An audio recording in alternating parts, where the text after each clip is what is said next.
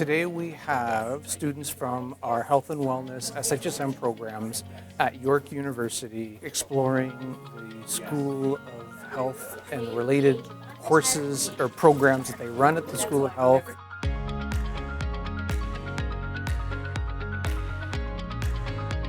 They've seen their nursing simulation lab, they've seen an anatomy lab, they've seen their athletic therapy program.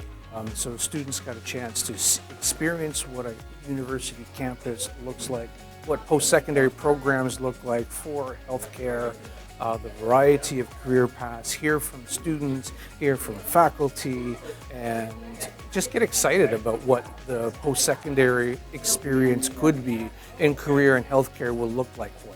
I'm a grade 11 student and I love biology. So for SHSM and for co-op, I worked at a veterinary clinic, which was amazing. So I saw things like this at my clinic too, but this was my first time getting a proper hands-on experience that I could do myself. Got to learn about a lot of different careers and everything, and in the anatomy workshop, we got to examine a bunch of different limbs and get to take them apart, and it was really hands-on. I know for me myself, I'm really interested in going into healthcare.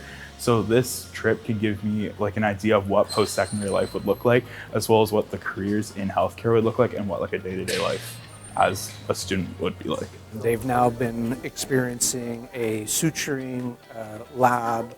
This experiential learning opportunity is really, really great because it really helps students solidify some of the learning they do in high school, in some of their, let's say, biology or their healthcare programs, and see what it looks like in the next iteration of their education. This trip was really good, and it allowed me to have a lot of hands-on experience in the field that I really want to go into.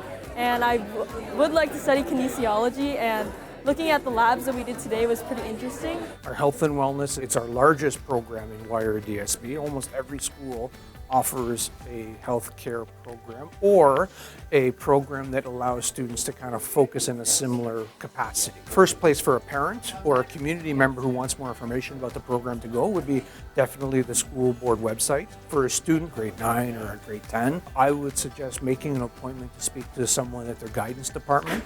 They can provide information around what the pathway looks like, what are the requirements of SHSM, what are the timelines in terms of applying, all of those types of logistical pieces. And here is a really great opportunity for them to dive deeper into the field of healthcare and what that could look like for them.